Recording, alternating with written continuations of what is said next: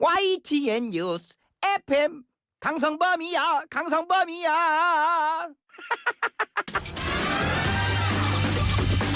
스페셜 MC 일명 땜빵 MC 강성범의 뉴스 전면 승부.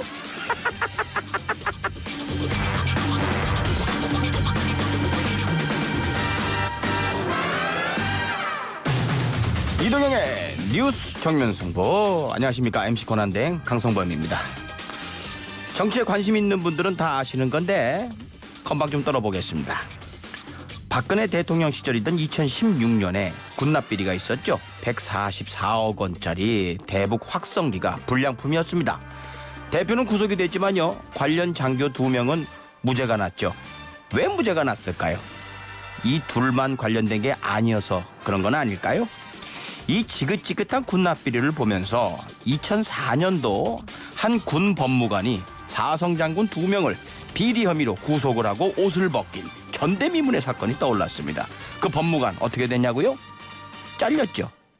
2016년도에도 그런 법무관이 있었으면 어땠을까 하는 아쉬움이 있습니다. 그런데요, 덜 아쉬워하셔도 될 것 같습니다.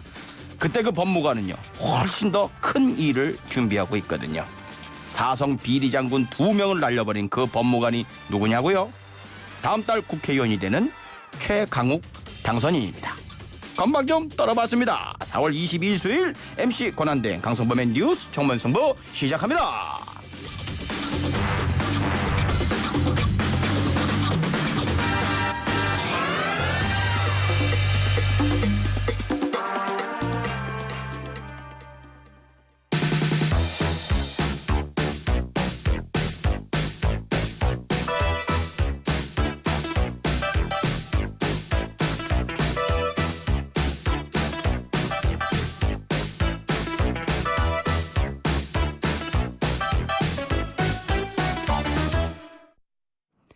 사.15 총선 당선인 만나보겠습니다. 지역구가 원래 김포였죠. 그 문재인 대통령의 사저가 있는 경남 양산으로 옮기셨습니다. 양산 을에 출마하셔가지고 이기셨죠. 더불어민주당 김두관 의원, 이제 뭐 민주당의 차기 대권 주자로 존재감을 더욱 키웠다라는 평가도 있죠. 직접 연결해서 얘기 나눠보겠습니다. 김두관 의원님 안녕하십니까? 예, 반갑습니다. 김두관입니다. 네, 우선 축하드리겠습니다. 고생하셨습니다. 예, 고맙습니다. 예.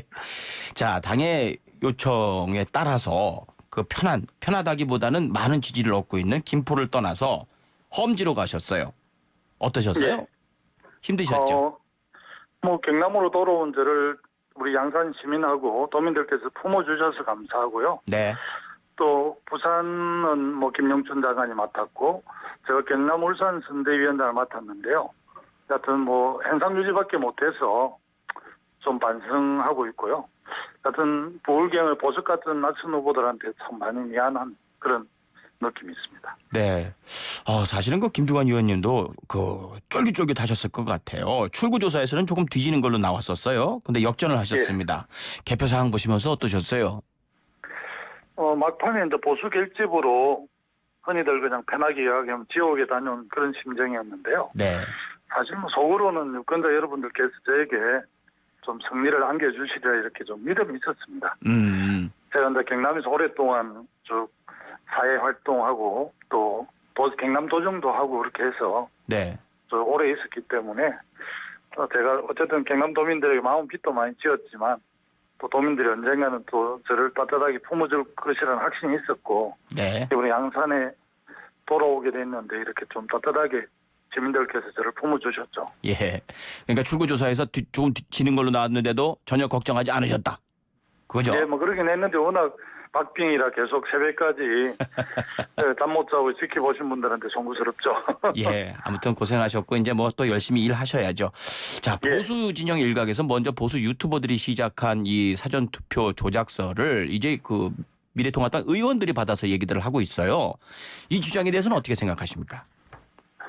대한민국 그 중앙선거관리위원회가 굉장히 체계적이고 좀 과학적으로 하고 있거든요. 네. 아마 이제 상당히 기대를 많이 했었는데 아마 패배를 해서 그 충격 때문에 아마 뭐 자기들 좀 극우 지지자들을 달래는 차원에서 그렇게 하지 않을까 지금 뭐 시대인데 그게 가능하겠습니까? 네. 오히려 예. 오히려 뭐 이렇게 패배한 것에 대해서 좀 자기들이 돌아보고 또 성찰하면서 왜 패배했는지를 좀 심도 있게 좀 체크해 보는 게 맞는 것 같은데 그렇게 예. 하지 않고 오히려 뭐 선거 조작 이야기하는 게 우리 네. 국민들한테 전혀 설득이 없을 것 같습니다. 네, 그렇게 생각하시는군요. 예. 자, 이번 총선이요. 전체적으로는 민주당이 압승을 했지만 사실은 그 경상도 쪽으로 보면은 좀 안 좋아졌어요. 그죠? 이게 지역주의가 다시 부활하는 그런 조짐일까요? 어떻게 보세요? 의석수는 저희들이 10석에서 PK에서 7석으로 3석이 줄었는데요. 예, 그렇죠. 20대 총선보다는 지금 5.6% 정도 지지율이 높아졌거든요. 그래요? 그래서 뭐 지역주의를 해결한 건 아니고요. 네. 영남의 이 지역 지지도 상승은 사실은 그동안 영남 후보들은 눈물과 희생의 싸운 탑이라고 생각을 합니다. 네. 경북의 포항의 허대만 후보는 5번, 우리 경남 마산 해운구 하기남 후보도 5번 나가서 다 떨어졌거든요. 아유, 아쉽죠. 예. 그런 분들의 희생 위에서 이렇게 지역주가 극복돼 가는 과정이고요. 그래서 저는 재선을 했습니다만은 정말 우리 영남에서 고생하신 분들 당에서 좀 전략적으로 인재를 좀 키웠으면 좋겠고요. 네. 이 통당에서 지역주의 운운하는 것은 제가 볼 때는 좀 적반하장이고 양심이 있으면 그렇게 주장을 못할 것 같아요. 예를 들면 우리 영남이 지역주의를 극복하려고 노무현 대통령, 김부겸 의원,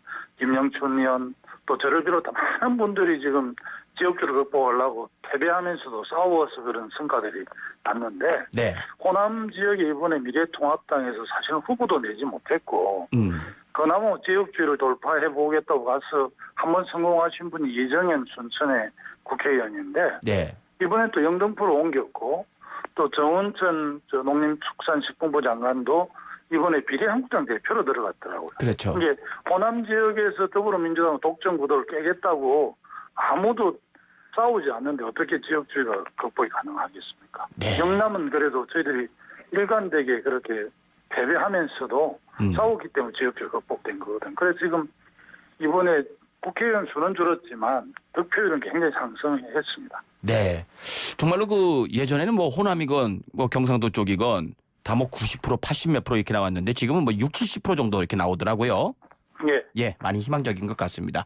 자, 그렇다면 앞으로 그 민주당이 영남권이죠. 영남권에서 더 지지를 받으려면 뭘 이렇게 중점을 둬야 된다고 생각하십니까? 아무래도 지금 뭐 코로나 문제 때문에 국민들께서 걱정이 많으신데 네. 첫째도 둘째도 뭐 민생 안정이고 경제 회복이고요.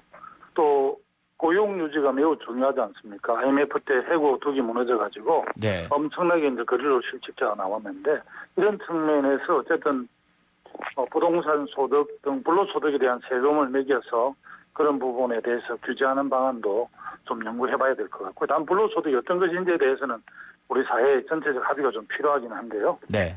민주당이 어쨌든 민생 안정과 경제 회복을 위해서 더 많은 노력을 해야 되겠습니다. 그리고 또 압도적으로 지금 밀어주셨잖아요. 지금까지는 뭐 대통령만 우리 문재인 대통령이고 국회가 야당이 발목을 잡고 또 뭐 여러 가지 어려움이 있다 이렇게 그나마 변명할 수 있었지만 이제는 뭐 180석 선진화법을 뛰어넘는 의석을 줬기 때문에 우리가 훨씬 더 유능한 정부 여당이 돼야 되고 책임성도 강화됐기 때문에 어쨌든 코로나19 이후 경제 문제에 대해서 우리가 많은 준비를 해야 될 것 같습니다. 네. 정말 시험에서 100점 맞고 난 다음 시험 준비하는 그런 기분일 것 같아요. 그렇습니다. 네. 자, 당장 국회가 해야 될 일이 그 긴급 재난지원금 합의인데 말이죠. 통합당은 계속 입장이 좀 바뀌고 있는 것 같고 오늘 정세균 총리가 여야가 합의하면 100%로 확대한다라고 했습니다. 그렇다면은 이제 여당과 정부는 합의가 됐다. 그러니까 공은 이제 미래통합당으로 넘어갔다. 이렇게 보면 되는데 자, 이제 미래통합당이 입장을 밝혀야 될 텐데 만약에 70%를 고집한다면 민주당은 이 안을 수용하십니까? 저는 뭐 오늘 페이스북에 우선 지난 총선 때는 또 우리 미래통합당이 1인당 50만 원씩 한교안 대표 주자했고 그걸 저희들 총선 공약으로 이렇게 국민들에게 다 홍보하고 그랬었거든요. 네. 근데 이제 총선이 끝나고 나니까 지금 입장을 선회를 했단 말이에요. 그래서 예. 지금 굉장히 합의가 안 되고 있어 안타까운데 일단 뭐 미래통합당이 발목을 잡고 있기 때문에 우선 국회에서 70% 통과시키고 나머지 30%는 21대 국회에서 했으면 좋겠다는, 지급하면 좋겠다는 제안을 했는데 네. 우리 국민들이 어떻게 받아들일지는 좀 조심스럽습니다만은. 그러니까 의원님 사실은 입장은 그냥 빨리 좀 하자 일단. 예, 그거죠. 굉장히 재난 극복 기금이기 때문에 이게 네. 복지 기금하고 차원이 달라서 굉장히 시간 속도가 중요하거든요. 그래서 우선 급한 국민들이 많기 때문에 우선 이 70% 통과시켜서 국민부터 살려놓고 네. 또 추가 문제는 다음 21대 국회에서 해야 되지 않을까 싶습니다. 네, 알겠습니다. 자, 총선 압승 이후에 그 이해찬 대표부터 해서 열린 우리당의 교훈을 강조하시면서 좀 몸을 사리자, 뭐 발언을 좀 아껴라 이런 얘기, 함구령 같은 것도 내려지고요. 그래도 뭐 일을 하긴 해야 되지 않습니까? 민주당의 네. 일의 우선순위가 있다면 뭐부터 해야 될까요? 일단 뭐 이해찬 대표께서 그렇게 당부 말씀하신 것은 우리가 이제 열린 우리당이 151석 2004년에 가반수 넘는 일당이 됐지만 국가보안법을 비롯한 여러 가지 개혁입법과 관련해서 내분이 생기면서 질의 멸렬을 했거든요. 네. 이 이제 선거의 역사를 보면 압승하면 오만하고 이제 오만하게 되면 심판을 받는 게 반복되는 겁니다. 네. 이걸 잊으면 안 될 것 같고요. 네. 아까 말씀드렸듯이 야당 탓도 못하기 때문에 이제는 정말 온전히 실력으로 검증을 해야 되고 네. 일단 뭐 우리가 개혁 과제가 지금 많이 미안으로 남아 있기 때문에 4년간 경제 회복을 위해서 무리 없이 쭉 개혁 과제들을 추진하는 게 굉장히 중요하고요. 어제 독일이 그 부채 비율을 61% 넘지 못하라는 법을 정리를 했거든요. 네. 지금 우리 GDP 국가 총생산의 40%를 넘으면 안 된다 이런 마지노선을 그냥 기재부가 정해놓고 있는데 네. 지금 같은 경우는 재정 건전성을 따질 때가 아니고 네. 오히려 이 국가 총생산의 부채 비율이 한 70% 가더라도 재정 확대 정책을 통해서 이 난국을 극복하는 게 굉장히 바람직하다라고 생각을 합니다. 저는. 네. 경제 회복이 가장 우선이죠. 그렇죠. 그렇죠. 예. 이제 21대 국회에서 홍준표 전 대표를 다시 또 만나시게 됐어요. 예. 개인적으로 어떻게 생각하세요? 홍준표 대표에 대해서? 양산에서 배워서 진정으로 한번 정책 대결을 하고 싶었는데요. 만약에 양산에서 출마를 같이 했다 그러면 이길 자신 있으셨어요? 그 당시 뭐 KBS하고 무슨 여론조사 기관에서 발표를 했는데 제가 한 6, 7% 앞선 여론조사도 있었고요. 네. 또 3, 4% 지는 여론조사도 있었는데 어쨌든 홍 대표하고는 이제 제 후임 도지사였고 네. 도정의 기조, 정책 기조가 워낙 달랐거든요. 네. 무상급식 문제라든지 진주 도립 어려운 폐쇄 문제 이런 거로 워낙 도정 기조가 달라서 네. 저도 한번 꼭 그런 정책 대결을 해보고 싶었는데 아쉬웠습니다. 예. 별로 좋아하시진 않는 것 같네요. 아니 뭐 국회에서 좀 만나서 또 여야를 뛰어넘는 그런 예. 차원에서 좀 인원도 하고 네. 국익을 위해서 토론도 하고 해야죠. 사실은 뭐 원내대표회담도 있고 당대표회담도 있지만 또 꼭 그렇게 정해진 룰에만 여야가 뭐 소통하고 이런 게 없거든요. 국회의원 다 독자적인 헌법기관이니까 네. 나는 뭐 홍준표 대표하고 기회가 있는다면 꼭 만나서 정말 이 이념과 뭐 정당을 뛰어넘어서 대한민국 미래를 위해서 한번 인원해보고 싶습니다. 네. 자, 이렇게 대승적인 차원에서 포용하겠다라는 말씀하시는 거 보니까 이장에서 대통령으로 이 슬로건 이제 발동하는 겁니까? 어떻습니까? 오래전 고운데 기억해 주셔서 감사하고요. 좀 자신 있게 말씀해 주십시오. 이제는 좀 지금은 경제위 극복을 위해서 바쁜데 네. 대선 내기를 하는 것은 좀 적절하지 않은 것 같고 또 국민들께서 또 오만하게 보실 수 있기 때문에 조심하고 있습니다. 아, 자꾸 얘기를 하셔야지 사람들이 인식을 하는 건데 슬로건만 걸어놓으시고 말씀을 강하게 안 하시니까. 오래된 슬로건인데요. 네.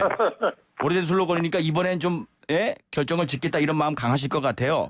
우선은 약간 내가 또 지역구를 옮긴 만큼 네. 지역 개난에 대해서 좀 일을 열심히 하고 또 보울경 메가시티에 또 정치적 뒷받침을 해야 되기 때문에 네. 우선은 그냥 이렇게 지역 일하고 보울경 일에 좀 매진하려고 합니다. 사실 전체 국회의원 중에 수도권에서도 당선되고 지방에 내려가서도 고향에서도 당선되고 이런 경우가 거의 없지 않습니까? 대통령이 되려면 이렇게 전국적인 지지를 받아야 되는 건데 그런 조건은 다 되셨잖아요. 이거 제가 부족해서 하여튼 더 열심히 좀 준비하겠습니다. 그럼 일단 당권 도전부터는 좀 생각을 하시는 겁니까? 최근에 뭐 그런 보도들을 좀 보긴 했는데요. 네. 아직 고민해 보지 않았고요. 또 우리 당이 훌륭한 분들이 많기 때문에 그걸 뭐 제가 고민할 사항은 아니라는 게 이제 제 판단입니다. 개인적으로 이렇게 볼 때는 김두관 의원이 나오시면 제일 가능성이 있지 않나. 국민들이 생각하기엔. 우리 강성범 선생님께서 많이 홍보해 주십시오. 가장 적임자라고. 제가 효과는 없을 텐데, 전 네. 얘기해 보겠습니다. 아유, 감사합니다. 의원님, 고생 많이 하셨는데 좀 쉬엄쉬엄 하시고요. 21대에서도 좋은 활약 부탁드리겠습니다. 예, 열심히 심부름하겠습니다. 네, 감사합니다. 더불어민주당 김두관 의원이었습니다.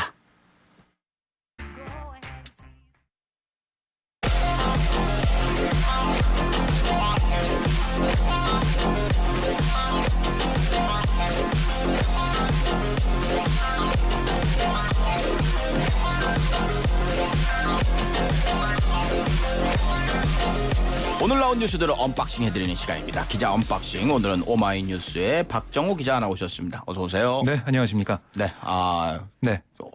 많이 고생하셨죠? 선거 기간 중에. 네. 오마이뉴스에서 진짜 굳은 일 다 하시는 것 같아요. 아닙니다. 네. 저는 아니에요? 작은 됐어요. 부분을. 예, 됐어요. 예. 자, 죄송합니다. 자, 문재인 대통령이 오늘 5차 비상경제회의에서 한국판 뉴딜 정책을 추진하겠다 이렇게 밝혔어요. 이게 뭔 얘기입니까? 네, 그렇습니다. 문재인 대통령은 정부가 나서서 50만 개의 일자리를 창출해 국민에게 제공하겠다라고 말을 했는데요. 그러니까 민간 시장의 경제 활력을 불어넣고 기업들의 대규모 투자를 끌어내기 위해서는 정부 마중물 역할이 필요하다. 이렇게 강조한 걸로 풀이가 됩니다. 이어 문재인 대통령은 범국가적 차원에서 새로운 일자리 창출을 위한 대규모 사업을 대담하게 추진할 필요가 있다며 일자리를 만드는 데 그치지 않고 포스트 코로나 시대의 혁신 성장을 준비해 나가겠다라고 강조했거든요. 그러니까 오늘 회의를 보면 100조 원 규모의 금융지원책에 35조 원을 추가하고요. 긴급 고용 안전 대책에 10조 원을 별도 편성하고 또 40조 원 규모의 기간산업 안전기금 조성 방안도 발표를 했습니다. 그러니까 이게 지금 우리나라는 지금 이제 코로나 이후에 그 망가진 이 경제 이것 때문에 걱정을 많이 하는데 사실 이것도 또 행복한 고민인 거죠. 다른 나라는 지금 난리가 나 있는데요. 코로나 때문에. 그렇습니다. 네. 우리 정부가 역사를 쓰고 있죠. 교과서를 쓰고 있습니다. 맞습니다. 자, 여야가 그 긴급 재난지원금의 전 국민 확대 요걸 놓고 계속 공방을 벌이고 있습니다. 네. 이렇게 되면 이제 뭐 긴급이란 단어는 빼야 되겠어요. 네, 그래야 될 걸로 보이는데요. 계속해서 핑퐁 게임 하듯이 주고받고 있습니다. 오늘 아침 상황을 보면 민주당 이인영 원내대표가 당 최고위원 회의에서 간판 공약을 선거가 끝났다고 또 패배했다고 모르쇠하는 건 통합당에 대한 정치 불신만 크게 증폭시킬 것이다. 라고 얘기하면서요. 재난지원금에 대한 당론이 뭔지 최종적 입장을 좀 밝혀달라라고 촉구를 했습니다.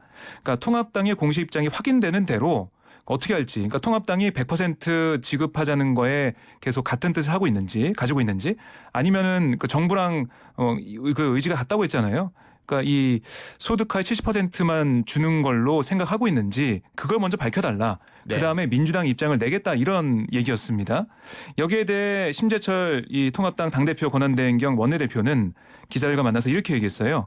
그러니까 예산 편성권을 가진 정부와 국정을 책임질 여당이 엇박자 내는 현재 상황이 먼저 해소돼야 한다. 그러니까 정부 여당이 먼저 같은 그 입장을 만들어 와라. 네. 그래야 우리가 어떤 입장을 내지. 정부 여당이 입장이 다른데 우리가 어떻게 하냐 이런 겁니다. 되게 여유 있어요. 보면. 그리고 그 미래통합당의 입장을 보면은 김재원 의원만 70%를 주장했고 다른 분들은 뭐 특별히 얘기한 게 없잖아요. 사실 조경태 최고위원 같은 경우는 네. 약속 지켜야 되는 거 아니냐 이런 취지의 얘기는 하긴 했습니다. 근데 지금 통합당 자체가 너무나 어려운 상황이죠. 아무튼 그 김재원 의원이 이번에 선거에도 못 나왔잖아요. 그렇습니다. 많이 서운했던 모양입니다. 마지막으로 목소리 내시는 것 같은데. 네. 자, 아무튼 그래서 민주당은 이제 100%를 하자 대신에 네. 고소득자들은 자발적 기부하는 방법을 통해서 약간 좀 부담을 줄일 수 있을 것이다 이렇게 얘기를 했어요. 근데 기부들 많이 할까요? 고소득자들이? 그러니까 이게 기부를 하면 그 나중에 세액공제를 부여하는 방안 이걸 검토하겠다고 얘기했거든요. 네. 그러니까 만약에 고소득자 입장에서는 그 돈을 받아가지고 쓰면 나중에 그 세금 같은 걸로 환수가 될 수가 있잖아요. 그런 그렇죠. 방안도 생각되고 있는데요. 그거보다 이렇게 기부를 하고 나중에 세액공제 받는 게 더 이익이 아닌가 이런 판단을 할 수 있단 말이죠. 네. 그러니까 이런 생각을 민주당이 하고 있고요. 여기에 대해서 정세균 총리가 보도자를 냈습니다. 긴급재난지원금과 관련해서 고소득자 등의 자발적 기부가 가능한 제도가 국회에서 마련된다면 정부도 이를 받아들이겠다라고 얘기한 거거든요. 네. 근데 결국은 또 여야가 합의를 해야 되는 부분이잖아요. 다시 국회 공이 넘어온 셈인데 예. 방금 전인 오후 5시에 김재원 정책위 의장이 기자회견했습니다. 뭐라고 하셨습니까? 그러니까 민주당과 정부 측의 합의 내용을 우리가 잘 알지 못한다. 지금 민주당의 주장이 구체성이 없으니까 정부 측과 합의가 됐다면 하루빨리 수정 예산안을 국회에 제출해 주길 바란다. 아, 그 빨리 작성하라고. 네, 그러니까 그래서 다시 또 절차대로 하자. 그렇습니다. 국민들은 지금 목 빼고 기다리고 네. 있는데 너들 하는 거 보겠다. 뭐 난 급할 거 없다. 뭐 이런 느낌까지. 그런 느낌이 좀 들죠. 그러니까 다시 공을 정부 여당에 넘긴 거예요. 이러면 안 되는 거 아닙니까? 그러니까 언제쯤 이게 지급이 될지 모르겠어요. 아니 다시 계속 정치하셔야 될 텐데 네. 어떻게 이렇게 국민들한테 이렇게 허탈감을 주시는지 말이죠. 아니 뭐 제가 얘기할 건 아닙니다. 네. 그러니까 국민들의 비판이 계속 나오고 있죠. 네. 네. 자, 통합당이 김종인 비대위를 네. 결정한 겁니까? 그렇습니다. 그러니까 예. 비대위냐 조기 전당대회냐 놓고 당내 의견이 엇갈렸잖아요. 그래서 통합당이 어제 20대 국회의원과 21대 국회 당선인 140명을 대상으로 의견을 취합했습니다. 그 결과 다수가 김종인 비대위에 찬성을 한 거예요. 그러니까 김종인 비대위로 가는 건데, 그러니까 김 전 위원장이 사실 좀 늦게 왔어요. 네. 그 김종인 위원장이 그러면서 이번 선거 참패를 했지만 그렇게 많은 책임이 없는 거 아니냐, 네. 책임이 그렇게 많지 않다라는 얘기가 좀 있고요.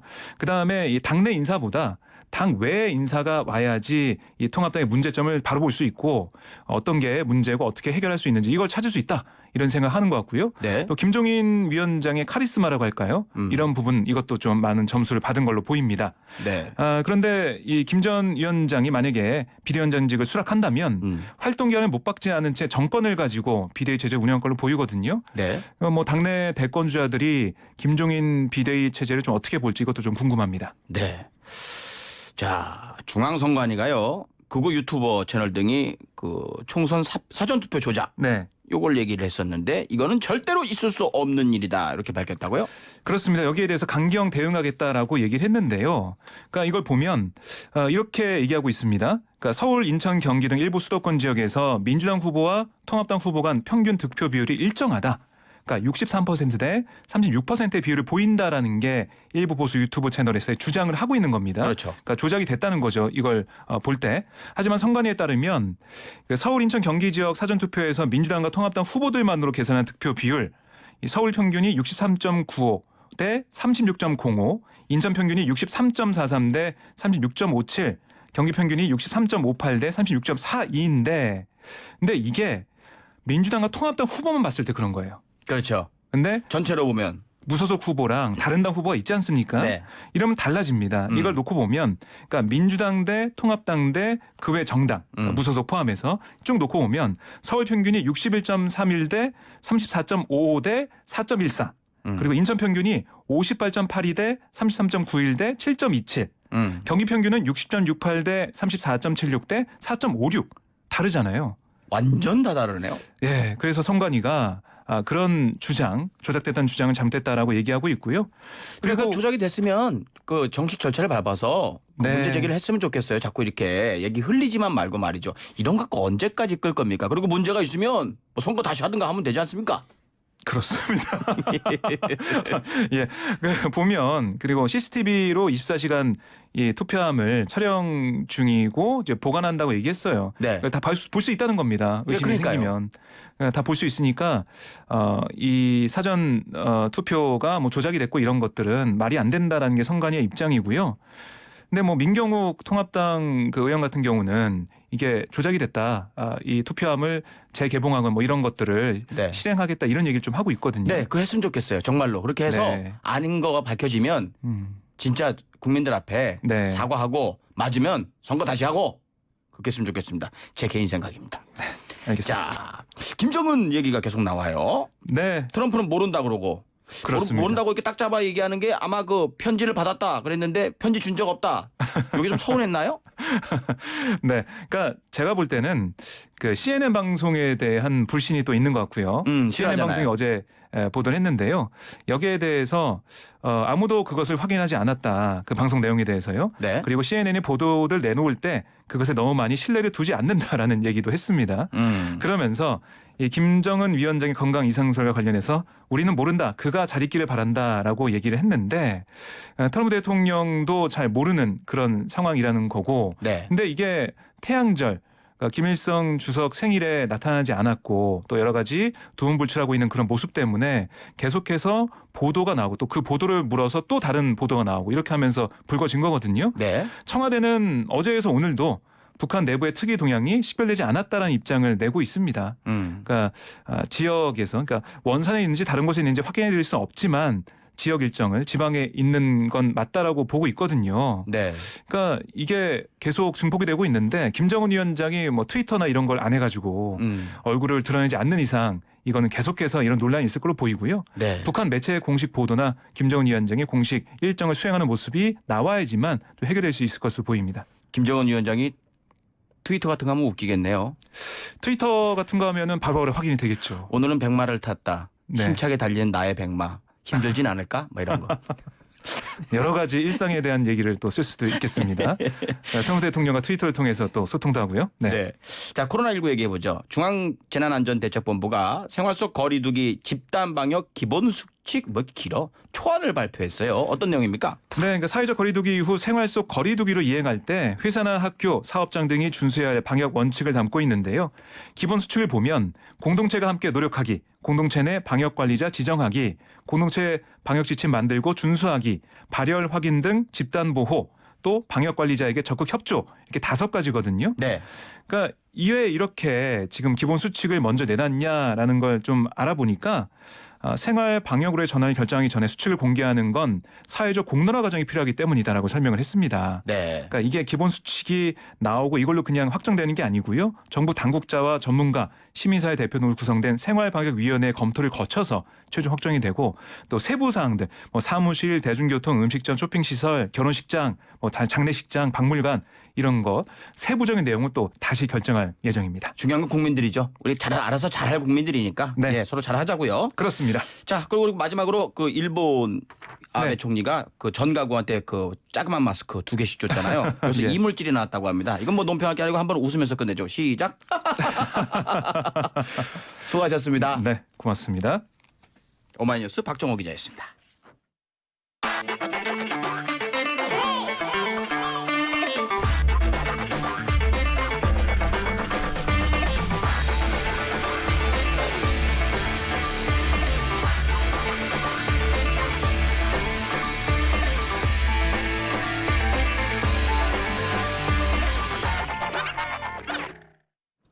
네. 자, 지금 할 게 이제 그거죠. 인터뷰인데요. 코로나19 여파로 우리 경제가 위기를 맞고 있습니다. 오늘 정부는 고용 사각지대에 놓여 있던 프리랜서, 특수고용직, 자영업자 등에게 3개월간 달에 50만 원씩 지급을 하겠다는 대책을 내놨죠. 프리랜서 특수고용직 비율이 특히 높은 문화예술계, 여기에서는 이번 정부 대책을 어떻게 보고 있을까요? 어휴, 굉장한 선배님이시네요. 경력 27년차 연극 배우이신 공연예술인 노동조합 이종승 위원장 연결해서 이야기 나눠보겠습니다. 안녕하세요. 안녕하세요. 예, 요즘 좀 많이 힘드시죠? 네, 많이 힘듭니다. 예, 개인적으로도 힘드실 텐데 또 대변을 하셔야 되니까 더 힘드실 거예요. 자, 정부가 그 문화예술계가 어려운 상황이기 때문에 3개월간 달에 50만 원씩 지급하겠다 대책 내놨어요. 어떻게 보십니까?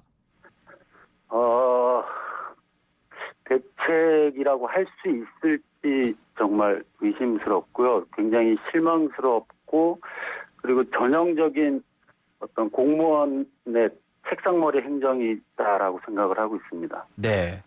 그리고 그 특수고용직, 프리랜서, 자영업자 등의 종사자 수치를 93만 명으로 추정을 했어요. 이 정도면 맞는 겁니까? 아니죠. 그 전문가들 입장에서는 더 많이 인원수가. 현장에서는 많게는 500만 정도로 추정을 하고 있거든요. 와.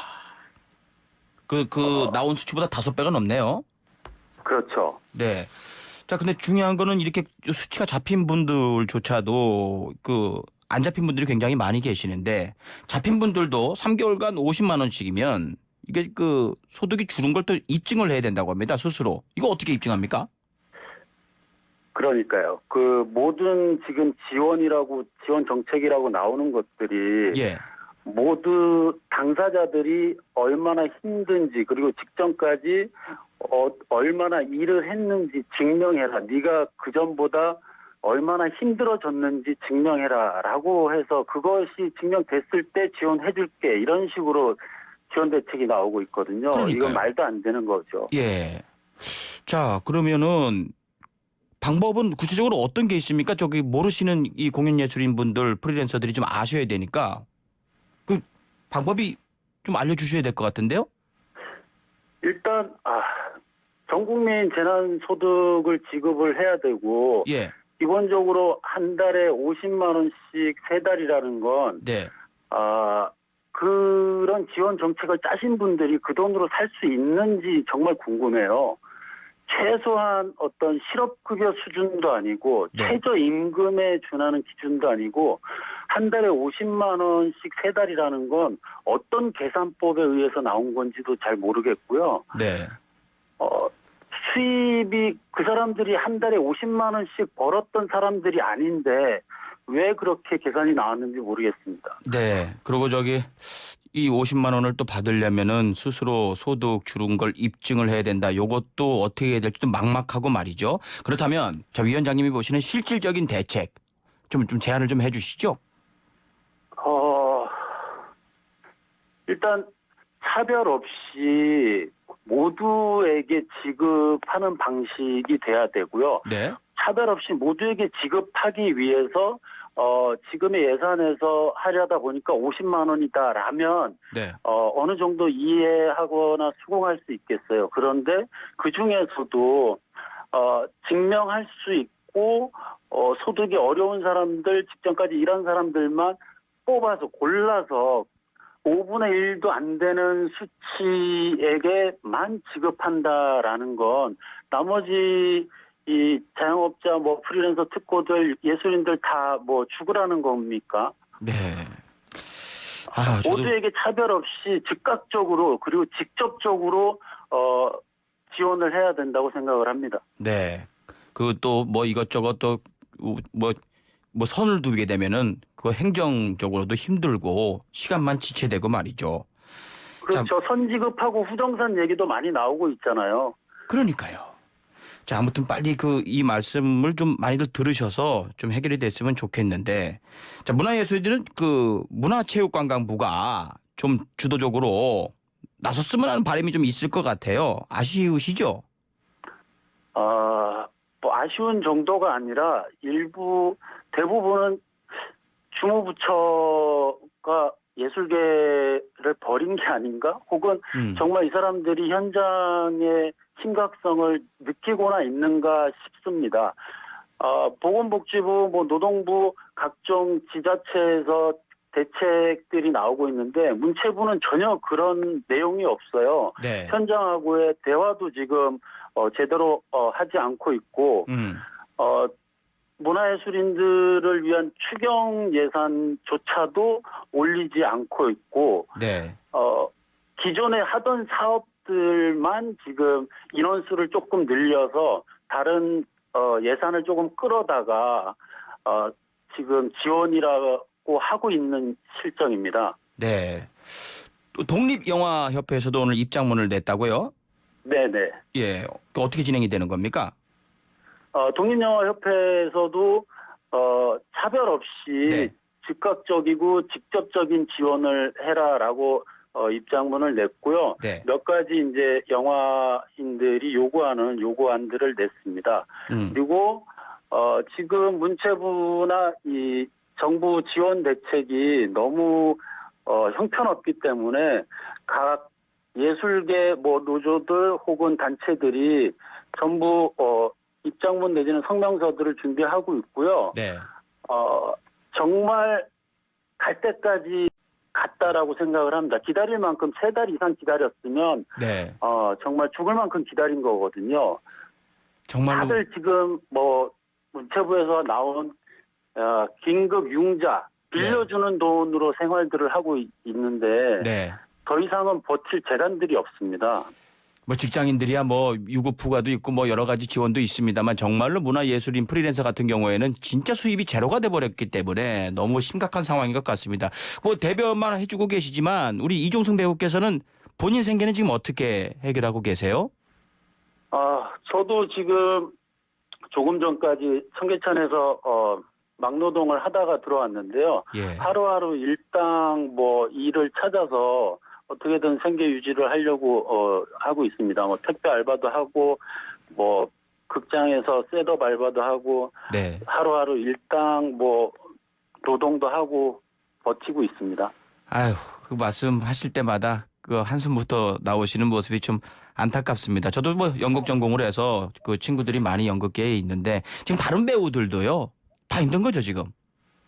그렇죠. 지금 사실 그 예술인 복지재단에서 하는 긴급 융자 제도로 너무 힘들게 그것도 융자를 할 수 있는 사람들은 그나마 빚을 내서라도 생활을 하는데 네. 예술인 증명을 못했거나 혹은 증명이 되기를 기다리거나 혹은 데뷔한 지 얼마 안 되는 또 젊은 배우들 네. 여러 사각지대에 있는 사람들이 정작 혜택을 못 보고 지금 나오는 모든 정책들에 있어서 좀 또 다른 그 박탈감, 소외감을 느끼게 만드는 부분도 있습니다. 네. 자, 예술인 증명 안 되는 그 신인 배우들은 아예 또 그 해당이 또 안 되고 말이죠. 답답한 상황인 것 같습니다. 그럼 마지막으로 하시고 싶은 말씀 편하게 하시죠. 정말 모두가 힘든 상황입니다. 전 국민이. 그렇지만 예술이 더군다나 기초예술이 꼭 지켜져야만 되는 이유들이 있습니다. 그리고 우리 주변을 보면 어느 것 하나 예술의 손길이 가지 않은 것이 없습니다. 예술가들이 자기만 좋아서 예술을 하는 것은 아닙니다. 어떤 사명감도 있고 좋아서 하는 것도 있지만 그 사람들이 하는 일이라는 거, 업이라는 거, 그 일로 인해서 먹고 사는 사람들입니다. 결코 좋아서 하는 딴따라 정도로 치부되지 않았으면 좋겠고요. 네. 모든 또 특고나 프리랜서들 마찬가지입니다. 똑같이 이 사회를 지탱하는 구성원이고 국민들입니다. 이 국민들이 기본적인 권리도 누리지 못하면 안 되겠고요. 네. 그리고 기존에 국회에서 방치돼 있었던 고용보험법만 통과됐어도 적어도 이런 피해가 좀 줄어들 수 있지 않았나. 국회에서 지금 한 달 정도 남은 20대 국회에서 예술인 고용보험법을 하루빨리 좀 통과시켜 주길 바라고요. 네. 제발 남은 한 달 동안 어떻게든 이 일을 좀 하는 모습을 보고 싶습니다. 그리고 시간 현장하고 관계상 여기까지만 듣겠습니다. 아무튼 이 국회 때 안 되면 21대 때는 반드시 좀 됐으면 좋겠습니다. 그 한숨 쉬시는 모습에 참 그 마음이 전해져서 안타깝습니다. 오늘 말씀 감사하고요. 잘 해결되길 바라겠습니다. 네, 수고하십시오. 네, 고맙습니다. 지금까지 이종승 공연예술인 노동조합 위원장이셨습니다.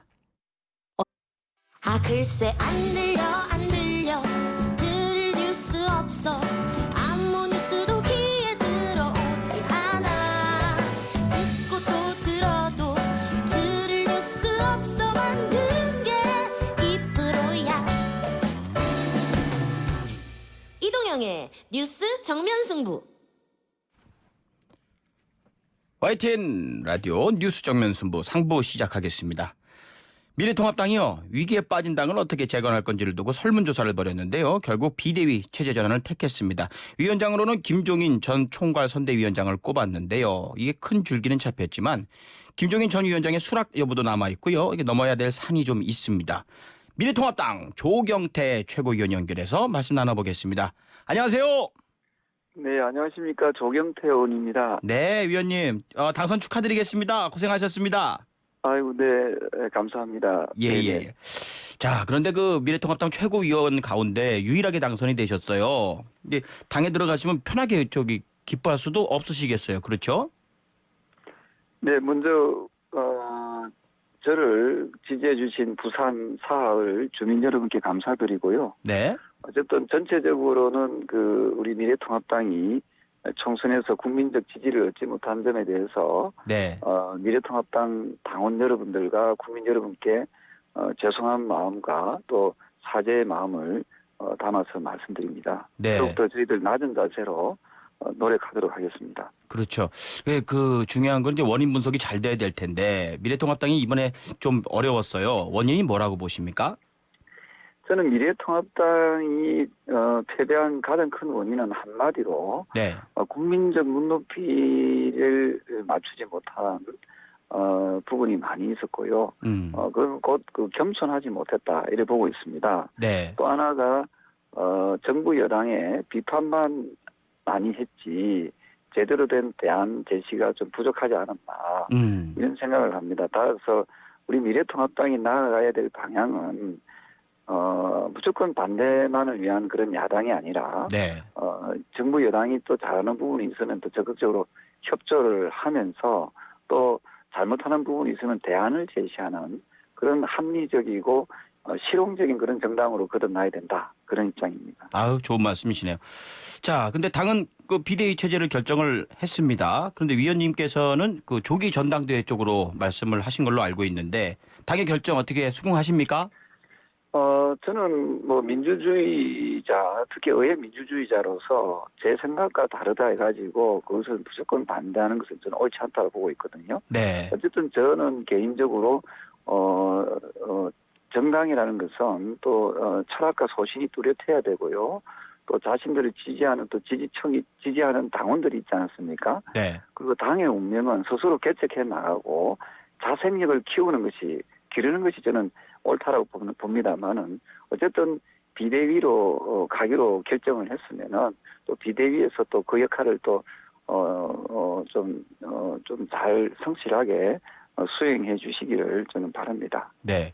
근데 그 아직 김종인 께서 그 전 위원장께서 아직 그 승낙한 거는 아닌 걸로 알려져 있습니다. 만약에 안 한다 하면 대안은 있으십니까?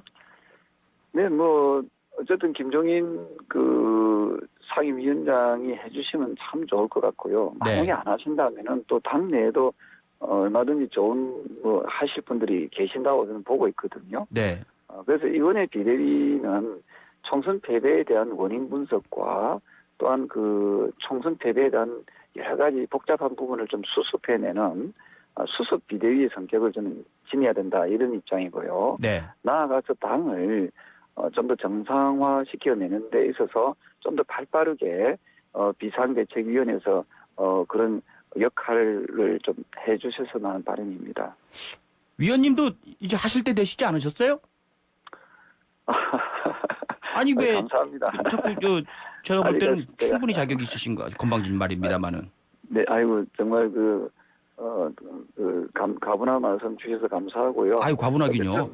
당내에서도 좋은 분이 있다면 좋은 사람이 기존에 그런 앞서 말씀드렸던 그 반대를 위한 반대의 그런 야당의 모습에서 좀 벗어나서 네. 좀 합리적이고 좀 개혁적인 또 대안을 제시하는 그런 정당으로 거듭나라는 그런 국민적인 요구를 좀 받아들였으면 좋겠습니다. 네. 자, 기본적으로 정치라는 게 좀 대화해서 풀고 막 이런 모습을 좀 봤으면 좋겠는데요. 자, 그렇다면 그렇습니다. 비대위 체제 기간은 어느 정도 가야 된다고 보세요? 어느 정도 있다가 이 부분에 대해서 상당히 논란이 있습니다만 저는 그 정치를 좀 상식적인 부분에서 해석을 하면은 답이 있다라고 보거든요. 네. 지금 그 여당 더불어민주당이 8월 달에 전당대회를 통해서 새 지도부가 구성되지 않습니까? 네. 그러면은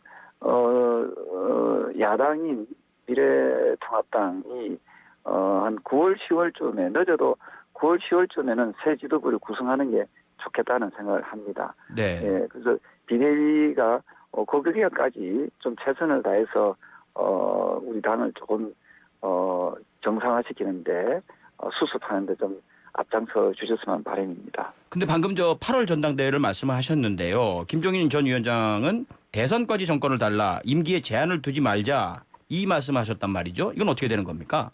글쎄 거기에 대한 그 당원들의 좀 반발이 우려가 되고요. 그거는 네. 곧 어찌 보면은 당 대표의 권한을 달라고 하는 그런 어떤 그 해석도 가능하다는 거거든요. 네. 저는 그건 좀 다소 좀 과한 요구이라고 보고 있습니다. 네. 비상대책위라면은 말 그대로 비상적인 대책위가 돼야지. 이것이 오랫동안 기간을 끈다는 것은 이것은 그 비상대책위의 의의에도 맞지 않은 것 같습니다. 네. 그리고 우리 사회자님도 잘 아시다시피 과거에 우리 당이 20대 국회가 거의 비상대책위 체제로 많이 갔지 않습니까? 그랬죠. 예. 특히 그 김병준 그 비상대책위 체제는 8개월가량 한 걸로 알고 있거든요. 네. 거기에 그 많은 혁신안이 다 담겨져 있습니다. 네. 지금 이것이 지금 캐비넷에 들어가서 좀 나오지 않고 있는 그런 사안인데 그 혁신안들은 이미 여러 번의 그 비상대책위를 통해서 나와 있기 때문에 네. 이것을 몰라서가 아니라 실천하면 되는 거거든요. 네. 어떻게 실천하느냐는 것은 새 지도부가 이제 그것을 좀 그 혁신안들을 잘 검토해서 실천해내면 좋겠다 이런 생각입니다. 네. 조금 전에 기사가 나왔다는데요. 통합당 원내대표 선출이 내달 8일로 예정이 됐다. 이거 맞는 얘기입니까? 네, 아마 다음 달 7일, 8일쯤에 네. 5월 초에 아마 당선자 대회를 열어서 거기서 새로운 원내 지도부를 뽑아야 된다 하는 그런 입장입니다. 네. 조경태 위원님도 후보로 거론이 되고 있네요. 역시나. 제가 예지력이 있네요. 아니요. 감사합니다. 예. 현안 얘기를 좀 여쭤볼게요. 더불어민주당은 더불어시민당하고 합당하겠다 밝혔습니다. 미래통합당은 미래한국당과 어떻게 되나요? 저는 궁극적으로는 합쳐야 된다고 보고 있고요. 네. 다만 미래한국당의 어떤 그 입장이 아직까지 뚜렷하지 않습니다. 네. 미래한국당이 어떤 입장인지를 저희들 좀 더 들어봐야 될 것 같고요. 네. 어쨌든 이제는 여야가 싸우려고만 하지 말고 네. 협치할 것은 협치해 나가면서 좀 건강한 정치 문화를 좀 형성하는 게 좋겠다 그런 생각을 하고 있습니다. 네. 그럼 아직까지는 뭐 결정력이 없는 거군요. 네네. 이 부분에 대해서 아직까지 그 결정되지는 안 했습니다. 예, 네. 알겠습니다. 오늘 정부와 여당이 전국민 100% 긴급 재난지원금 이걸 방향을 잡았습니다. 그리고 심재철 통합당 원내대표가 재난지원금 100% 지급은 정부 여당이 합의하면 수용하겠다 이렇게 말씀을 하셨어요. 이제 당의 입장은 이대로 가는 겁니까? 어떻게 됩니까? 네, 이 부분에 대해서는 우리가 정부 여당이 이번에 코로나로 인해서 많은 국민들이 그 어려워하는 그런 과정에서 내린 결정이라고 보고 있고요. 네. 저희 미래통합당 야당에서는 이러한 정부 여당의 입장에 대해서 좀 적극적으로 협조해 나가는 것이 바람직하다라고 보고 있습니다. 네.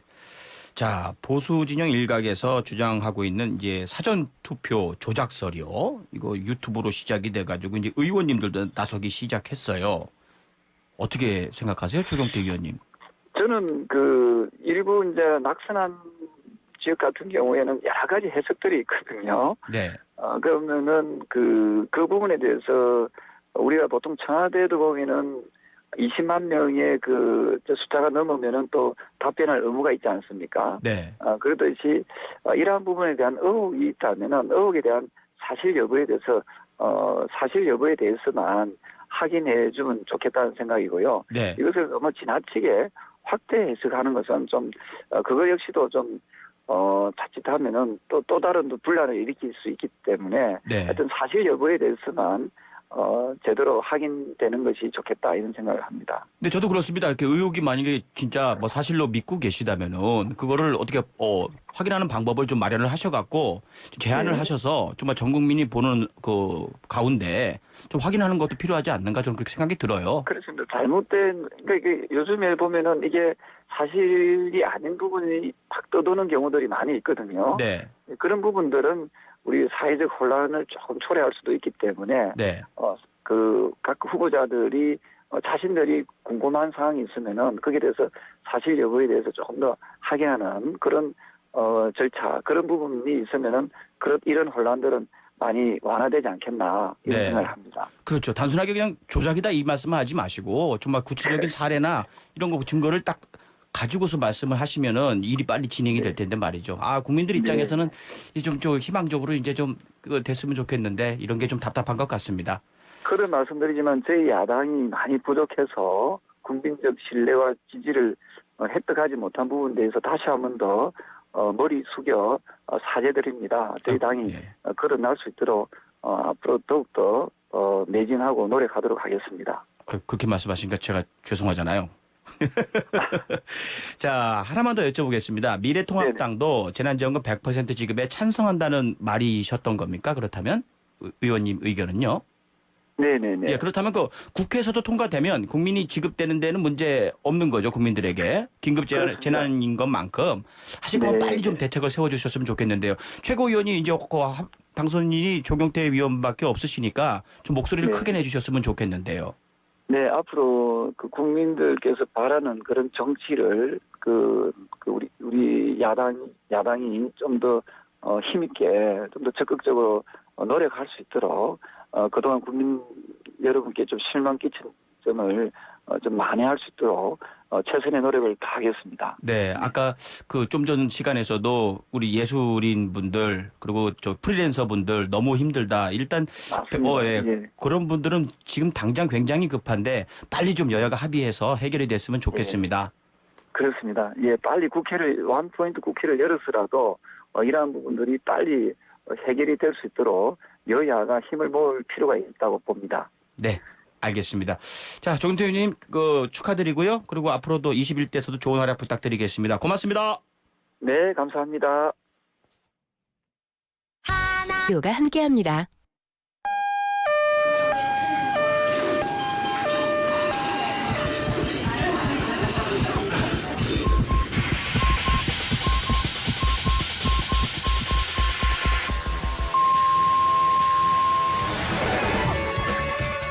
많이 아파.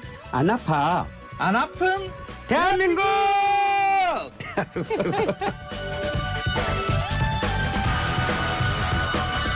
수요일 4부 오늘은 안 아픈 대한민국 시간입니다. 마칼럼니스트 황교익님, 안아파 의원 강용주 원장님 나오셨습니다. 안녕하세요. 안녕하세요. 네. 안녕하세요.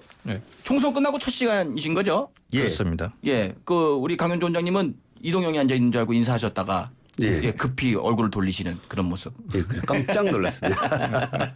총선 결과 어떻게 보셨는지 오늘 가벼운 시간이니까 그냥 편하게. 예. 저의 생각은 코로나19 상황에 정부 여당에게 힘을 실어준 선거였다라는 생각이 듭니다.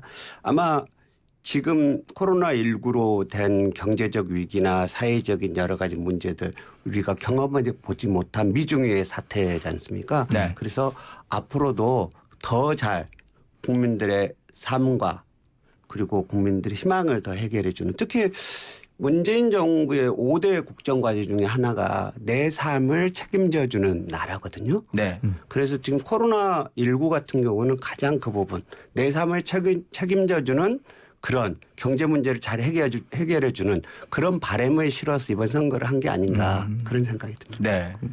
우리 황교익님은요? 저는 이제 그러니까 지금 당장의 것을 보자 그러면 그럴 수도 있겠지만 길게 우리 대한민국의 정치사 전반을 길게 이렇게 보자 그러면 이제 박정희 시대에서 이제 웬만큼 한 80% 정도 이제 빠져나오지 않았느냐 하는 그런 생각을 해요. 지금 이제 미래통합당이라는 것의 그 뿌리를 이렇게 더듬어 가서 보면 박정희 때부터의 그 뿌리가 다 있거든요. 이제 거기서 이제 웬만큼 벗어나기 시작하지 않았는가 하는 그 생각을 했습니다. 아, 가볍게 말씀 부탁드렸는데 이제 박정희 시절부터 갖고 오셔가지고 역시 자, 정치인들 그 선거철만 되면 항상 가는 데가 뭐 따로 또 갈 데도 별로 없어요. 전통시장 많이 가는데 항상 나오는 게 이제 먹방들 많이 하시죠. 그리고 음식들도 미리 정해놓는다 이런 얘기들이 많이 있어요. 다 연출하는 부분들이 있다. 이번 그 후보자들 돌아다니는 먹방 쭉 보셨을 텐데 인상에 남는 먹방 어느 음식이신지 좀 말씀을 해주실까요? 우리 황교익님부터요.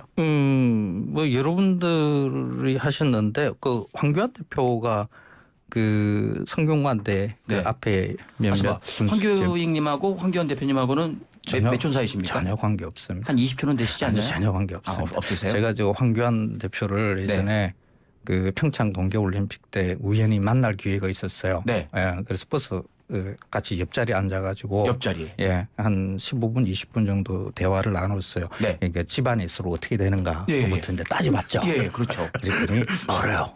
멀어요. 예, 보는 뭐 창원 항시라 그러는데 보는 같은데 네. 뭐 본 같다고 김씨 뭐 이렇게 했다고 뭐 가까운 거 아니잖아요. 네. 아주 멀어요. 그러니까 저희 집안하고는 전혀 관계가 없습니다. 서로 싫어하는 건 아니죠? 싫어해요, 서로.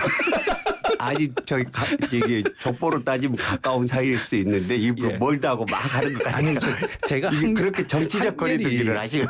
한결이 익자 항렬이에요, 제가. 익자 항렬. 예, 그래서 알겠습니다. 아무튼 뭐 먼 걸로. 우리 집에 교자 항렬이 없습니다. 알았어요. 예, 먼 걸로 제가 정리할게요. 예. 자, 어떤 먹거리 생각나세요?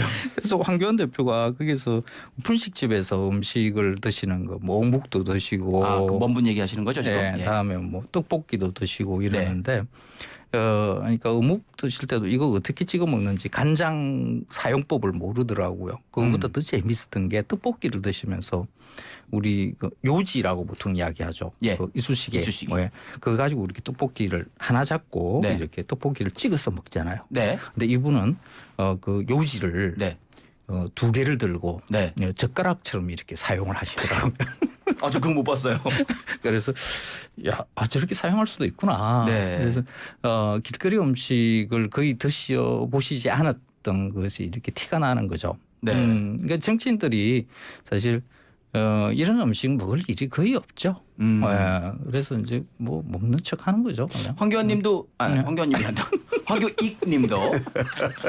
아주 가까운 사이세요.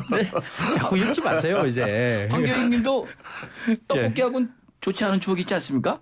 그 떡볶이는 맛없다라는 이야기를 해가지고 뭐 전 국민이 이게 네 입맛은 뭐 별다르냐 하는 이런 공격을 하셨는데 예. 제가 떡볶이를 맛없다고 한 이유가 떡볶이를 맛있다고 한 이야기를 너무 강화한 측면이 있어요. 근데 이 떡볶이는 맛있다라는 것을 특히 강조를 한 분이 이명박 대통령님이었거든요. 네.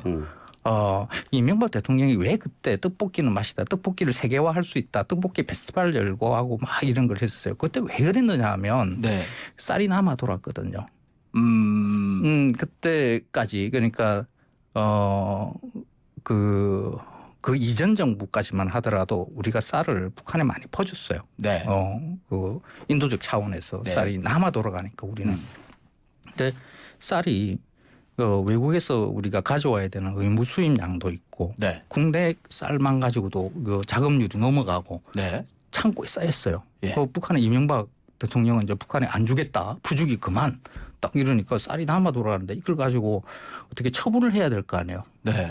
그래서 뭘 할까 하던 보니까 이 가공식품 만들어서 이걸 많이 퍼뜨려야 되겠다. 그래서 막걸리 세계화할 수 있다. 막걸리 붐 일으키고요. 네. 또 하나가 떡볶이 이 붐을 일으켜요.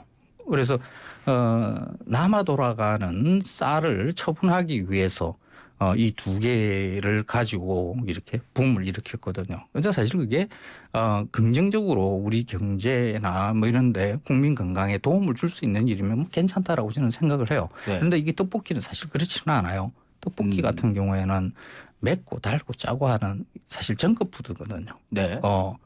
그 원래 이제 그린푸드 존이라고 해서 학교 반경 200m 안에서는 떡볶이를 못 팔게 하려고 시도를 했었었는데 네. 그때 이명박 정부 그걸 갖다가 그냥 그것도 그냥 없앴어요. 쌀을 그리고, 소비해야 되니까. 예. 그리고 우리가 식당에서 먹는 음식, 쌀로 된 음식들은 원산지 표시를 하게 돼 있어요. 네. 밥 원산지 표시해요. 누룽지도 원산지 표시를 해요. 그런데 이 떡볶이 같은 경우 쌀로 만든 쌀떡볶이의 경우에 네. 원산지 표시를 안 해도 돼요. 그래요? 예. 그래서 우리가 먹는 많은 쌀떡볶이 중에 그 수입 쌀로 만든 것도 있거든요. 그건 그래요? 우리가 모르고 먹어요. 떡볶이 우리 그 아이들한테 참 많이 먹이잖아요. 네. 근데 우리 아이들 먹는 것에 대해서 굉장히 많은 신경을 쓰죠. 건강 따지잖아요. 근데 네. 이 떡볶이에 대해서는 그렇게 건강 따지지도 않고 원산지 따지지도 않고 몇 년 먹은 쌀인지 따지지도 않는 이런 일이 만들어진 게 언제 만들어졌느냐. 이명박 대통령. 알겠습니다. 그래서 이 문제를 지적하기 위해서 떡볶이는 맛없다라는 말을 갖다 꺼내고 이 이야기를 전개를 하는데 네. 이 뒷이야기는 이제 사실 귀에 잘 안 들어오세요. 그렇죠. 국민 여러분들이 왜 떡볶이는 너무 맛있으니까 그러니까 결국에는 이 떡볶이가 맛없다라고 얘기를 했던 거는 정치적인 발언이셨네요. 정치적인 발언입니다. 근데 떡볶이는 그게 두 종류잖아요. 쌀 떡볶이하고 네. 밀가루 떡볶이하고 네, 네. 두 중에 어느 게 더 맛있었어요? 둘 다 맛없어요. 그날 그중에 근데 저희들은 이 떡볶이는 저희들 이제 병원에서 간식으로 네, 시켜 많이 먹고 저희들은 드시죠. 간호사들이 있으니까 제가 먹어보면 밀가루 떡볶이가 훨씬 쫄깃쫄깃해요. 맞아요. 네, 탄력감이 쫄깃한데 있죠. 그것만 먹으면 별 맛없고요. 꼭 쌀떡볶이를 한 번씩 바꿔서 먹어줘야지. 그렇죠. 그 음식이라고 하는 변화라고 하는 것들이 있는 게 좋을 것 같다는 생각이고요. 그 원장님은 저는 이번 선거 보면서 네. 가장 좋았던 게 저는 그거라고 생각을 해요. 코로나19 때문에 사회적 거리 두기를 해야 되잖아요. 그래서 먹방이 확 줄었다. 그렇죠. 이번 선거는 아마 역대 선거에서 가장 먹방이 줄어든 선거인데 잘 안 보였죠. 안 먹방이. 보였죠. 이분들이 늘 서민 코스프레를 하잖아요. 맞아요. 평소에는 천상에 계시다가 선거 때만 땅에 내려와서 서민 코스프레 할 일 얼마나 힘들겠어요. 그래서 아마 저희도 또 그 꼴 안 봐서 좋고 그분 또 그런 일 안 해서 좋고 서로 좋았다. 꼴이라고 이야기하시네. 꼴. 아니 그 꼴은 모양이라고 하는 우리말이에요. 꼬라지 알겠습니다. 이름을 그래서 변화하세요. 예.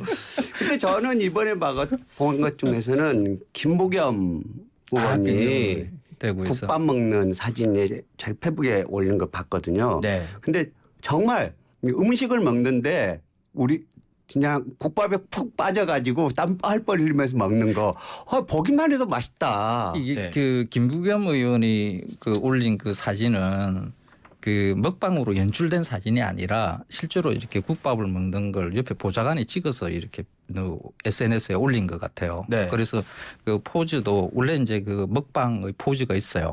딱 젓가락 들고 이 카메라를 응시하면서 네. 아니면 그쪽으로 포즈를 얼굴 향하고. 예. 그 음식을 입안에 이제 반쯤 이렇게 넣는 넣기 포즈. 전에 멈추고. 그렇죠. 예. 예. 이런 건데 근데 김부겸 의원은 그런 게 아니라 그냥 머리 푹 숙이고 진짜 국밥을 열심히 드시고 있는 것을 찍었거든요. 근데 네. 그 사진이 돌고 난 다음에 김부겸 의원이 페이스북에다 이렇게 글을 남겼어요. 누가 내 사진을 올렸는데 나는 바빠서 아침 점심 대충 먹고 저녁 한 끼는 그래도 국밥을 먹는다. 그러니까 든든한 기운을 주죠. 국밥. 그래서 그 국밥에 대한 이야기를 쓰면서 이 말을 붙였어요. 나는 김준태 시인의 국밥과 희망이라는 시를 좋아한다라고 썼어요. 그런데 그 말이 또 욕 먹으셨어요? 아니요. 그 말이 그 김준태 시인을 불러낸 게 저한테는 굉장히 의미 있는 말이거든요. 그게 예. 그 김준태 시인은 잘 아시죠, 강 원장님. 그 관련돼 있는 분이니까 그 5.18 광주 민주화 운동 그 당시에 시를 그러니까 6월 2일 날 그 전남 매일신문에 김준태 시인이 시를 써요. 네. 그 시 제목이 아 광주여 우리나라의 십자가요라는 시예요. 그때 이제 광주에서 일어났던 그 학살의 장면들이 묘사돼 있어요. 네. 근데 그 시를 쓰고 김준태 시인은 이제 교사였는데 교사 자리도 쫓겨나고 감옥을 가요. 감옥까지요? 예. 뭐 그 시대엔 무엇이든 가능했으니까요. 그렇죠. 그래서 그 김준태 시인이 광주를 상징하는 시인이거든요. 그 이후에도 이제 광주에 대한 시를 갖다 계속 지속적으로 써 오신 분이에요. 네, 그래서 그분을 인용하셨어요. 그렇죠. 그분의 시에 국밥과 희망이라는 시가 있는데 이 시가 사실 국밥집에 가면 자주 보여요. 네. 간략하게 짧게 내용 보면 그 첫 구절이 이렇게 시작해요. 국밥을 먹으며 나는 신뢰한다. 인간을 신뢰한단가. 네. 이렇게 그 구절이 두 번 반복이 돼요. 이 국밥이 주는 그 어떤 따뜻함 같은 이런 것에서 인간이 사실 신뢰할 만한 이런 사회는 아닌 것 같은데 네. 묘사가 그래요. 네. 뭐 시를 한번 찾아보세요. 여러분들이 아마 청취자 여러분들 꼭 그 시를 찾아서 한번 읽어보세요. 그 세상은 굉장히 힘들고 우리를 고통스럽게 하지만은 이 국밥 앞에 앉아서 국밥을 먹다 보면 나는 그래도 인간에 대한 신뢰를 저버릴 수 없다. 라는 그런 내용이에요. 근데 국밥이라는 음식을 해요. 저도 뭐 힘들고 뭐 이럴 때 고기 푹 숙이고 이제 국밥 한 그릇 국밥은 보통 국밥은 좋아하세요? 예, 좋아하죠. 맛있으신 거죠? 예. 이 말아 먹는다고 표현하잖아요. 예. 이렇게 한 그릇 후루룩 한 5분 만에 한 그릇 후루룩 이렇게 말아 먹으면 이게 뜨뜻한 게 이 속에서 뭔가 이 기운이 막 돌아와요. 이 몸에서 도는 이 따뜻한 기운이 이 마음 속에 어떤 희망이 움트는 것 같은 이런 느낌하고 비슷해요. 그래서 네. 이 국밥이 주는 이 힘이라는 게 있거든요. 그걸 네. 갖다 김부겸 의원이 이야기를 하신 거죠. 그러니까 김부겸 의원이 대구에서 지역 감정을 깨트리기 위해서 민주당 의원, 그 민주당 후보로 네. 나와서 이 광주의 시인을 불러왔다는 것. 그래서 저는 그 장면이 굉장히 의미 있었다고 봐요. 먹방 중에 최고의 먹방이었죠. 예. 강현주 원장님도 국밥은 어떻게 생각하십니까? 국밥은 우리나라 사람은 누구나 즐겨 하는 거, 특히 배고픈 시절에 네. 우리들 위장을 든든하게 하고 따뜻하게 해줬던 거죠. 국밥은 이제 저희들 쪽에서는 전라도에서는 제일 유명한 게 창평국밥이에요. 창평국밥이요? 예, 창평국밥은 거의 전주 콩나물 국밥처럼 그냥 지역 하나의 상표가 되어 있는 창평국밥인데 뭐 들어가요, 거긴? 거의 창평국밥은 돼지국밥이거든요. 네. 그 돼지국밥인데 사골 넣고 돼지 내장 넣고 삶아서 내장. 그리고 이제 돼지 머릿고기 넣어서 주는 건데 네. 특징이 뭐냐면 이 창평국밥은 맑고 시원해요.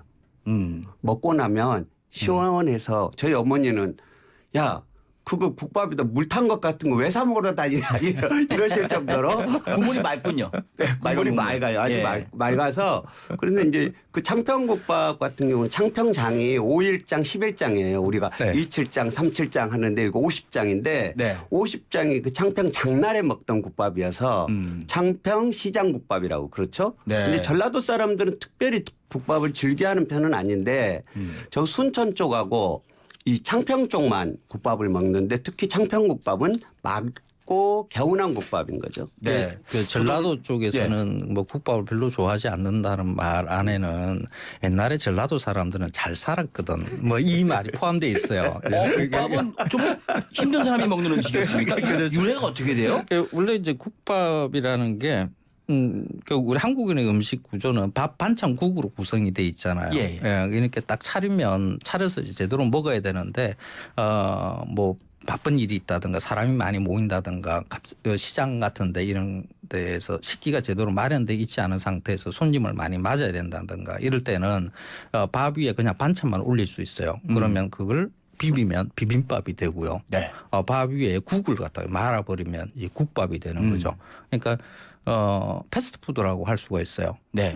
오래전부터 내려오던 패스트푸드죠. 이렇게 국밥이 그러니까 양반들은 그렇게 사실 즐겨 먹는 것으로 여기지 않았어요. 그러니까 네. 예전에 그 이동부 선생이 쓴 그 사소절이라는 게 있는데 선비가 지켜야 되는 작은 예절이라는 게 있어요. 예. 그러게 보면 이제 양반이 식사하는 법 이런 게 나와요. 그게 밥을 국에 말면 안 된다. 아, 그거는 아. 상 사람들이 그렇죠, 하는. 그렇죠. 예. 그래서 양반들은 말하는 게 아니다. 그리고 약간 그 부자 동네 이런 데서는 사실 그 국에다 밥을 말지 않죠. 그냥 이렇게 따로따로 이렇게 밥을 들고 먹어서도 안 되는 거고요. 네. 그렇죠. 예. 그래서 그 전라도 강 원장님은 이제 광주 출신이니까 저는 마산 출신이고 이런데 전라도 경상도 이런 게 조금 있기는 한데 전라도는 예전에 잘 살았어요. 그래서 뭐 말아 먹고 뭐 이런 것들 우리는 일단 밥을 먹으면 뭐 7첩 반상, 5밥 반상 하잖아요. 예. 반상기가 차려져야 되는 거죠. 밥 끓어, 꿀 끓어, 반찬 끓어, 김치는 보시기에 딱 담아서 이렇게 차려져야 되는 거지. 네. 그냥 이렇게 국밥은 아니죠. 예전에 네. 국밥은 그냥 뭐 경상도 배고플 때, 경상도 배고플 사람들은 때 밥 배를 먹었어요. 채우는 음식이었지만은 지금은 맛을 찾아 먹는 음식으로 바뀌고 있잖아요. 네. 그래서 옛날이랑은 좀 다르죠. 저도 오늘 저는 대놓고 주문하는 데가 있어요. 냉동으로 오는 돼지국밥이 있는데 그것만 먹어도 굉장히 든든해요. 돼지국밥이요. 그리고 저기 많은 분들이 지금 국밥 얘기가 나오니까 꼬슴도치님이 저는 소고기국밥 좋아합니다. 달려거북이님 저는 나주국밥파. 나주국밥이 뭐예요? 나주국밥은 그건, 이제 그 곰탕이죠. 네. 그러니까 곰탕. 나주곰탕. 네. 그러니까 소고기, 그러니까 뼈국물을 많이 낸 것을 보통 우리는 설렁탕 쪽으로 생각을 하고요. 네. 고기 국물 중심이면 곰탕이라고 이렇게 아하. 두 개를 좀 갈라요. 그런데 네. 이제 나주 가면 곰탕 맛있죠. 그것도 이제 밥 말아서 이렇게 나오니까 그것도 네. 국밥이죠. 그리고 캐투님은 돼지국밥이 최고입니다. 허허님은 콩나물국밥이죠. 뭐 이렇게. 근데 같은 돼지국밥이더라도요. 지금 김부겸 의원이 먹었던 대구의 돼지국밥하고 네. 지금 우리가 많이 하는 부산의 돼지국밥하고는 좀 다르거든요. 좀 달라요. 오 궁금하네요. 달라요, 예. 어떻게 다릅니까? 그거 이제 전문가께 그렇죠? 뭐 강 원장님도 요즘 뭐 전국을 다니면서 맛있는 집들 막 다 다니시더라고요. 네. 그래서 뭐 요즘 병원 안 하시냐 이런 말도 있잖아요. 들리고 그래요. 예. 이 부산의 돼지국밥은 일단 진짜 이름부터가 돼지국밥이에요. 그 다른 지역에는 보통 뭐 순대국밥이라든지 뭐 다른 이름을 써요. 네. 그런데 이게 돼지라는 이름을 갖다가 딱 이렇게 붙여놔놨어요. 네네. 돼지 고기를 많이 넣어요. 근데 다른 지역에서는 보통 뭐 순대, 내장들, 그다음에 머릿고기 이런 걸 많이 넣고 하는 그 차이죠. 그래서 부산은 조금 맑은 편이고 고기국, 돼지고기국이라는 느낌이 강하고요. 예. 전라도 쪽은 보면 이제 내장탕, 순대국밥에 가까운 그렇죠. 내장탕. 이동영 작가가 좋아하는 순대국밥. 그렇죠. 대구는요? 대구는 그 국밥이 대구가 사실 국밥이 굉장히 다양하게 존재를 해요. 뭐 소고기 국밥형이 사실 소고기 국밥이 더 크게 대구는 알려져 있고 뭐 육개장 잘하는 대로 유명하죠. 그 대구 지역은 부산의 돼지국밥에서 조금 더 강한 맛을 내는 그러니까 내장도 들어가고 고기도 들어가고 하는 이런 그러니까 저기 전라도와 예. 경상도가 막 이렇게 섞여 있는 그런 스타일이라고 특별히 봅니다. 하실 말씀 없으시다 뭐 이런 화개장 화개국밥이라고 해야 되나? 근데 이 부산의 돼지국밥하고 가장 닮아 있는 게 두 가지가 있는데요. 전라도예요? 전라도도 있고 하나는 제주 돈배국수. 돈배국. 저 먹어봤어요. 그 돈배국수는 그리고 돼지 고기를 맞아요. 많이 넣어서 푹 고아서 네네네네. 기름 막 맑게 해서 거기에 국수를 말아주는 거잖아요. 그래서 부산의 돼지국밥하고 닮아 있는 부분이 있고 전라도 쪽에서 먹는 것 중에서 뭐냐면 애호박 돼지국밥이라고 오. 돼지국밥인데 저 부산하고 비슷한데 네. 애호박철에 애호박을 좀 많이 썰은 듬성듬 떨어 넣어서 약간 들찍지근하게. 먹는, 예. 그러면서 약간 칼칼하게 해서 하는 네. 그게 비슷하죠. 맛있겠다. 드시고 싶으셔갖고 지금. 춤 넘어가는데 이거 먹으면서 해야 될 것 같아요. 전라도 사투리 춤 넘어가. 춤. 그 음식은 침이 넘어가는 게 아니죠. 그건 침은 욕할 때 하는 거고 예. 먹을 때는 춤이 넘어가야 돼요. 우리 엄마가 전라도 분이라 아이 춤 뱉어 춤 막 이랬었는데. 그러면 요 하나만 마지막으로 여쭤볼게요. 국밥에 대해서는요. 부산 돼지국밥하고 또 밀양식 돼지국밥이 차이가 좀 있다면서요. 그 밀양과 그 부산이 서로 이거 원조 경쟁을 해요. 그러니까 밀양이 먼저다. 그래요? 부산이 먼저다. 그러니까 네. 이 밀양에 가면 그러니까 뭐 이게 고기 쓰는 게 조금 달라요. 그러니까 부산은 약간 둔탁해요. 그러니까 두껍게 크게 큼직큼직하게 예. 이렇게 썰고요. 그리고 국물이 약간 그 사골 국물을 좀 진하게 내는 편이라서 조금 탁한 국물에 고기가 큼직하게 들어가 있죠. 근데 네. 밀양은 국물이 약간 맑게 해서 고기를 얇게 이렇게 슬라이스. 얇게 쓰는 게 좀 특징이고요. 네. 또 한 집에 그 밀양에 그 유명 식당이 하나 있는데 오래된 식당인데 네. 그 집의 돼지국밥 먹어보고 제가 깜짝 놀랐는데 왜요? 국물 맛이 돼지 국물 맛이 아닌 거예요. 조미료 맛입니까? 근데 너무 맛있는 거야. 근데 돼지 맛은 나는데 네. 뭔가 달라. 정말 그런데 닭발뼈를 넣지 않았어요. 아니 소국물. 소국물. 예. 섞은 거예요? 네. 근데 이 집이 원래 정육 식당인데, 그러니까 정육점도 하고 하는 거예요. 그러니까 그 집 메뉴에 이게 소고기 국밥도 있어요. 네. 곰탕 이런 게 있는 거죠. 그러니까 소국물과 돼지국물을 두 개를 섞어서. 그러니까 그 돼지국밥의 문제가 뭐냐면 고기는 맛있는데 국물은 한계가 있거든요. 네. 소국물보다 조금 약해요. 그게. 근데 이 두 개를 섞으니까 아주 맛이 그 냉면 국물도 보면 예. 소국물하고 돼지국물 이게 두 개를 섞어서 쓰는 집들이 많거든요. 그래요? 예, 을지로 쪽 이런 데는 보통 소국물과 돼지를 두 개를 같이 섞어요. 근데 저기다가 네. 이른바 바디감. 묵직한 느낌을 주려면은 그렇죠. 닭발을 고운 국물을 같이 섞죠. 또 구수합니까 또 그러면? 그런데 세 가지 섞으면 네. 그거는 이제 감칠맛이 이제 폭발을 하죠. 세 가지 섞으면. 그런데 이 세 가지 섞는 걸 갖다 막 말해주면 안 돼요. 그리고 비율 이런 게 또 중요하기 때문에 그것도 있을 거예요. 그- 사탕색깔님이 밀양국밥 정점을 드시려면 터미널 근처로 가라. 그리고 밀양국밥은 밀양시장이 최고다. 둘 중에서 어디가 더? 밀양 그 시장에 있는데 그게 하여간 뭐 정육점하고 같이 김하는 집이 하나 있어요. 거기 가서 한번 드시면 정육점하고 같이 네. 하는데. 근데 그 스타일이 네. 지금 서울에서 팔고 있는 그 돼지국밥 뭐 이태리 요리사니 뭐 조금 젊은 그런 셰프. 분들이 그 돼지국밥집을 몇 개 연계 있어요. 네. 사실 그 딱 그 스타일을 갖다 쫓아하는 거거든요. 아, 섞은 거. 예, 그 섞고 네. 국물을 그리고 고기를 얇게 썰어서 음. 돼지고기의 비계 그 느낌. 비계가 얇게 썰면 예. 입에서 찰랑찰랑 알싸 그게 그래서 고기와 비계의 두 개를 얇게 입안에서 이렇게 제대로 조직감을 즐기게끔 이렇게 내는 것들 이게 사실 다 밀양에서 가지고 온 거라고 보면 돼요. 밀양식이군요, 그게. 네. 예.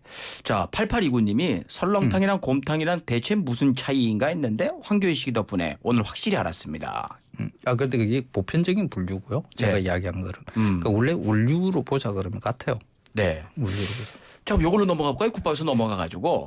이 강윤주 원장님. 예. 맛집 투어 많이 다니신다고 아까 황교익 선생님이 얘기해 줬어요. 추천 좀 해 주시죠. 여기는 진짜 꼭 가봐라. 좀 혼 좀 내줘라. 막 이런 거. 저는 음식은 그런 거라고 생각을 해요. 뭐 우리가 예전에는 배부르기 위해서 먹었지만 지금은 맛을 위해서 먹긴 하지만 사람마다 자기 취향이 다르다고 생각하거든요. 네. 내가 먹어서 맛있으면 그게 가장 좋은 거고 가장 맛있는 거다. 우리가 보통 그런 게 얘기하잖아요. 엄마 손맛. 알고 봤더니 미원이더라. 아, 저 상표는 좀. MSG. MSG더라. 그런 것처럼 예. 자기 음식이 맛있는 것은 추억이 들어있던가 네. 자기 살아온 삶의 어떤 고비들하고 결부돼 있던가 그랬을 경우 더 음식이 더 맛있게 느껴지는 맞습니다. 거거든요. 네. 그래서 어떤 음식이 특별히 맛있다가 아니고 저는 각 음식마다 각기 맛있는 자기만의 묘미 네. 특징이 있다. 그럼 세상의 모든 음식은 맛있다. 저는 그런 생각.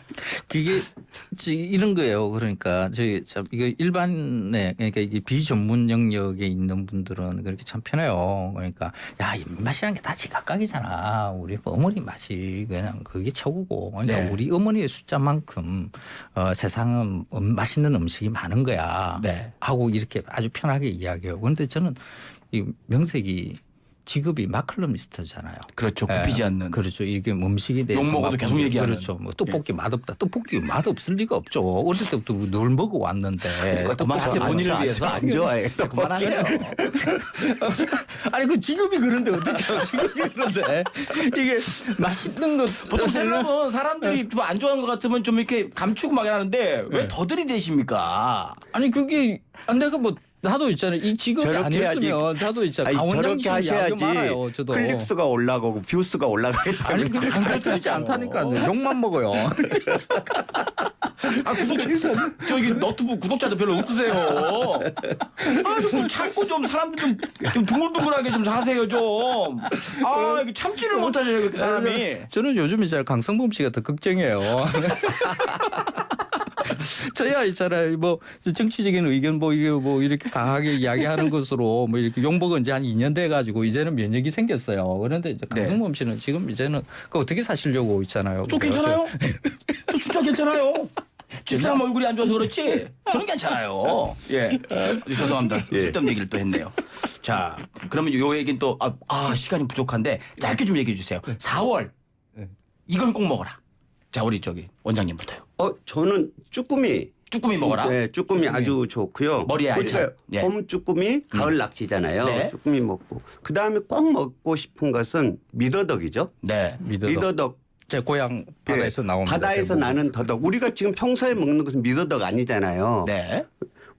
왕덕인데 만덕이어서 예. 그것 말고 진짜 미더덕. 진짜 미더덕과 저도 미더 이만한 거 껍질 네. 까가지고 생으로 먹는. 예. 예. 그 정말 미더덕 쭈꾸미와 미더덕. 예. 황교익님은요? 저도 미더덕 이야기하려고 그랬는데 미더덕은 됐고 이 쭈꾸미 먹는 방법을 이야기를 해드릴게요. 예, 짧게 좀. 예. 쭈꾸미는 지금 그 회로 먹는 게 가능하거든요. 예. 다리는 회로 먹고요. 머리 부분은 살짝 데쳐서 이렇게 먹으면 맛있죠. 다리는 회로. 알겠습니다. 아, 진짜 얘기 길게 들어보고 싶은데 시간이 모자라네요. 다음 주엔 제가 또 귀로 들어보도록 하겠습니다. 그래요. 예, 두 분 나와주셔서 고맙습니다. 감사합니다. 고맙습니다. 예, 고맙습니다.